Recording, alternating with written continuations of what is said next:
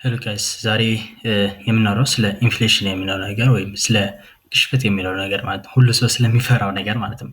ሶ አምስት ዋና ዋና ነገሮች እናወራለን። የመጀመሪያው ምን ማለት እንደሆነ፣ ሁለተኛው ደግሞ በምን መንስኤ እንደሚፈጠር፣ ሶስተኛ ደግሞ እኛ ላይ ያለው ተጽዕኖ፣ አራተኛው ላይ ደግሞ ምንድነው ራሳችን እንዴት ነው ከግሽበት መጠበቅ የምንችለው እና አምስተኛው ደግሞ ሴንትራል ባንክ እና ገቨርንመንት የሚጠቀማቸው ፖሊሶች ማለትም ነው ኢንፍሌሽን ኮንትሮል ለማድረግ ማለት ነው። ሶ ኢንፍሌሽን ማለት ምን ማለት ነው? ኢንፍሌሽን ማለት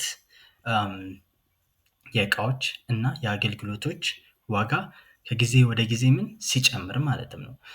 ይህ ማለት የገንዘባችን የመግዛት አቅም ድሮ ከነበረ ጋር ሲነጻጸር ሲቀንስ ማለትም ነው። ሶ አራት ዋና ዋና ኢንፍሌሽን ምክንያቶች ወይም የግሽበት ምክንያቶች አሉ። አንደኛው ዲማንድ ፑል የምንለው ነገር ነው። የፍላጎት መጨመር ምክንያት የሚከሰት ኢንፍሌሽን ነው ማለት ነው። ይሄ የሚከሰተው ፍላጎቱ ከአቅርቦቱ ጋር ምን ሲነጻጸር ሲበልጥ ማለት ነው። ለምሳሌ ሽንኩርትና ቲማቲም በበዓል ጊዜ በጣም ይፈልጋሉ። ምክንያቱም የበዓሉ አካል ስለሆነ ማለት ነው። ፍላጎታቸው ስለሚጨምር ግን ብዙ ጊዜ ምንድነው አቅርቦታቸው ፊክስድ ስለሆነ ምንድነው በዛ ምክንያት ዋጋቸው ይጨምራል ማለት ነው። ሁለተኛው ደግሞ ኮስት ፑሽ የማምረቻ ዋጋ ሲጨምር ማለት ነው። የአንድ እቃ ወይም የአንድ አገልግሎትን ዋጋ የማምረቻ ዋጋ ሲጨምር የዛ እቃ ወይም ፋይናል ፕሮዳክት ይጨምራል ማለት ነው።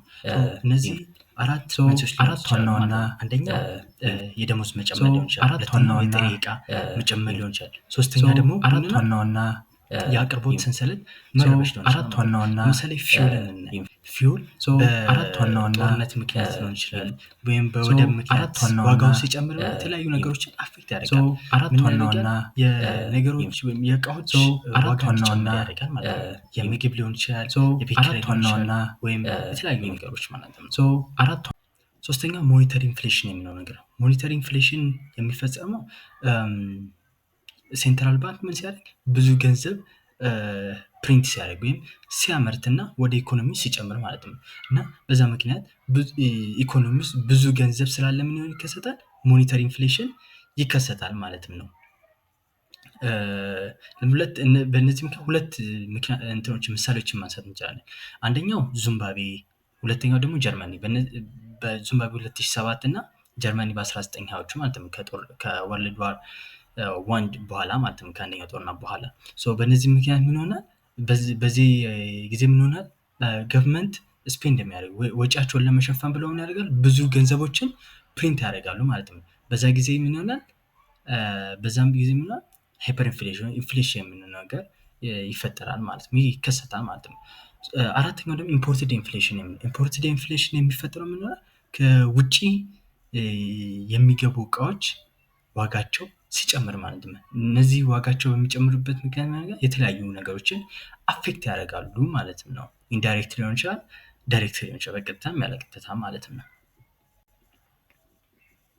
ሶስተኛ ደግሞ እኛ ላይ ያለው ተጽዕኖ ማለት ነው። አራት ዋና ዋና ተጽዕኖች አሉት። የመጀመሪያው የገንዘብ የመግዛት ኃይሉን ሲቀንስ ማለትም ነው። ከዚህ በፊት የምንገዛውን ነገር ገንዘቡ አለ ከዚህ በፊት የሚገዛውን ያክል አለመግዛት ማለትም ነው። ለምሳሌ የእንቁላል ማንሳት ይችላል። እንቁላል በድሮ ጊዜ ለምሳሌ 2 ብር እናደርጋለን፣ 5 ብር መግዛት ይችላል፣ 10 ብር። አሁን ግን ወደ 20 ወደ 25 ብር ማግኘት ይቻላል ማለትም ነው። ይሄ የተከሰተው ምክንያት ነው በኢንፍሌሽን ምክንያት ወይ በግሽበት የምንለው ነገር ምክንያት። ሁለተኛው ደግሞ ምንድነው? ባንካቸውን ገንዘባቸውን ምን ውስጥ የሚያደርጉ ባንክ ውስጥ የሚያስቀምጡ ሰዎች ምን ያደርጋል? በኢንፍሌሽን ምክንያት ስለሚበላቸው ገንዘባቸው ዋጋቸው እየቀነሰ ይሄዳል ማለትም ነው። ሁለተኛው ደግሞ በፊክስድ ሬት ወይም በቋሚ ወለድ የሚበደሩ ሰዎች ግን ይጠቀማሉ። ምክንያቱም አሁን ኤክስፔንሲቭ ገንዘቡን ውድ ገንዘቡን እየወሰዱ በኋላ ላይ ግን በኢንፍሌሽን የተበላውን ገንዘብ ወይም የተወሰደውን ገንዘብ ስለሚመልሱ ማለት ነው። ሶስተኛው ደግሞ የኑሮ ውድነት የምንለው ነገር ነው።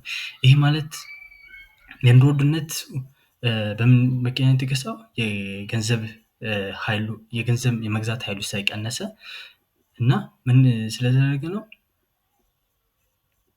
የመግዛት ኃይሉ ስለቀነሰ ምን ይከሰታል? የኑሮ ውድነቱ ይጨምራል ማለትም ነው። ፉድ ሊሆን ይችላል፣ ምግብ ሊሆን ይችላል፣ የቤት ኪራይ ሊሆን ይችላል፣ ትራንስፖርት ሊሆን ይችላል፣ ወይም ኢነርጂ የምንለው ነገር ይችላል። በዛ በገንዘብ በመግዛት አቅሙ በመቀነሱ ምክንያት እነዚህ ላይ ይከሰታሉ ማለት ነው። አራተኛው ላይ ደግሞ ምንድነው ደሞዝ የምንለው ነገር ምንድነው? የመግዛት ደሞዝ ከኢንፍሌሽን ሬቱ ጋር ለመሄድ ማለትም ነው። ይሄ ማለት ኢንፍሌሽን ሲጨምር ወይ ግሽበቶች ሲጨምር ደሞዙ አንድ ላይ ከሱ እኩል አለመጨመሩ ነው ማለትም ነው። አምስተኛ ደግሞ የኢኮኖሚው አየር ሁኔታ አለመታወቅ ማለት ነው። ቢዝነስ ኦነሮች እና ኢንቨስተሮች ስለ ቢዝነሱ እርግጠኛ ስላልሆኑና ገንዘባቸውን ኢንቨስት ለማድረግ ምን ይሆናሉ? ገንዘባቸውን ኢንቨስት ከማድረግ ማለት ይታቀባሉ። ምክንያቱም ኢኮኖሚ ምን እንደሆነ ስለማያውቁ ማለትም ስለማያረዱት ወደ በኋላ ደግሞ ፕሪዲክት ማድረግ ስለማይችሉ ማለትም ነው። ምክንያቱም አንሰርቲን ስለማይታወቅ ማለትም ነው።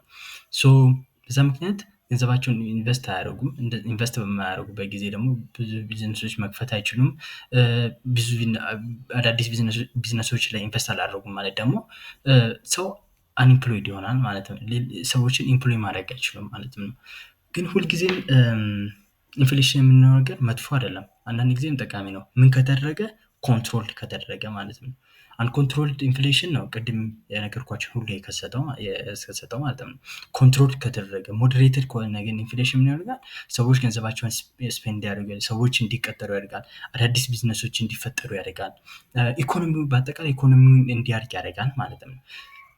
ግን ሙሉ ለሙሉ ግን ኢንፍሌሽን የለም ማለት ኢኮኖሚ እየተንቀሳቀሰ ነው ማለት ነው። ወደ ሪሴሽን እየሄደ ነው ማለት ነው። እነዚህ ደግሞ በጣም ዳንጀረስ የሆኑ በጣም አስፈሪ የሆኑ ነገሮች ናቸው ማለትም ነው።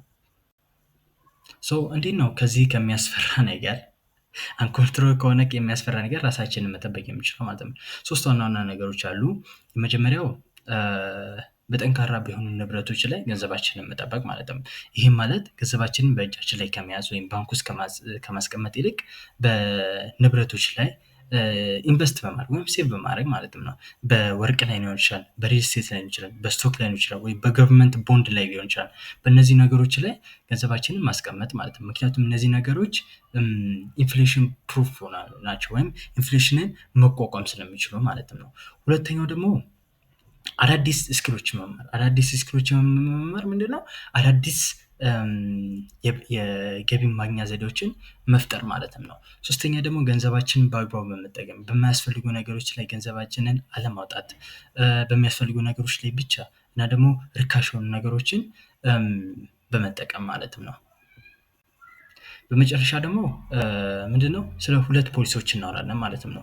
ገቨርንመንት የሚጠቀመው ኢንፍሌሽንን ለመቆጣጠር ፊስካል ፖሊሲ ይባላል ማለት ነው። ፊስካል ፖሊሲ ደግሞ ሁለት ነገሮች አሉ። አንደኛው ታክስ ሬትን መጨመር፣ ሁለተኛው ደግሞ ምንድነው? ገቨርንመንት ስፔንድ የሚያደርጋቸውን በተለያዩ ሴክተሮች ላይ መቀነስ ማለት ነው። ገቨርንመንት ኢንፍሌሽን መቆጣጠር ሲፈልግ ያደርጋል፣ ታክስ ሬትን ይጨምራል እና ደግሞ ገቨርንመንት በተለያዩ ሴክተሮች ላይ ስፔንድ የሚያደርጋቸውን ደግሞ ገንዘቦች ኤክስፔንዲቸር ምን ያደርጋል? ይቀንሳል ማለት ነው። ሁለቱም በማድረግ ኢንፍሌሽን መቆጣጠር ይችላል ማለት ነው፣ በገቨርንመንት ወይም በመንግስት ያህል ማለት ነው። ሁለተኛው ደግሞ ሞኔታሪ ፖሊሲ የምንለው ነው። ሞኔታሪ ፖሊሲ ደግሞ የምንለው ነገር ሴንትራል ባንክ ወይም ብሔራዊ ባንክ የሚቆጣጠረው ነገር ነው። ይህ ሁለት ይዘቶች አሉት። የመጀመሪያው ኢንትረስት ሬት የምንለው ነገር ነው። ሁለተኛው ደግሞ ምንድነው? ገንዘብ ፕሪንቲንግ ወይም መኒ ፕሪንቲንግ የምንለው ነገር ማለት ነው። ሶ ኢንፍሌሽን መቆጣጠር ሲፈልግ ሴንትራል ባንክ ምን ያደርጋል? ሴንትራል ባንክ ምን ያደርጋል? ኢንፍሌሽን ሬቱን ይጨምረዋል፣ ብዙ ሰዎች አይበደሩም። ሁለተኛው ደግሞ ፕሪንት የሚያደርገውን ገንዘብ ይቀንሳል ወይም አንዳንዴ ደግሞ ሙሉ ለሙሉ ያቆማል ማለት ነው። እነዚህም በማድረግ ምን ያደርጋል? ኢንፍሌሽን ሞዴሬትድ ወይም ኮንትሮል ማድረግ ይቻላል ማለት ነው። ሶ በዚህ ቪዲዮ 5 ዋና ዋና ነገሮችን ተምረናል ብለናል። ተምራችኋል ብዬ ተስፋ አደርጋለሁ። ስለ ግሽበት፣ አንደኛ ግሽበት ምን ማለት እንደሆነ፣ ሁለተኛ የግሽበት መንስኤዎች፣ ሶስተኛ ደግሞ የኢንፍሌሽን ተጽዕኖዎች፣ አራተኛ ደግሞ እንዴት ራሳችንን ከኢንፍሌሽን ግሽበት መጠበቅ እንደምንችል፣ አምስተኛ ደግሞ ስለ ፖሊሲ መማር ችለናል ብለን አስባለሁ። ይህ ቪዲዮ አስተማሪ ነው ብዬ ብዙ ነገር እንደተረዳችሁበት አስባለሁ። ሶ በሌላ ቪዲዮ እስከምንገናኝ ድረስ ቻው ቻው።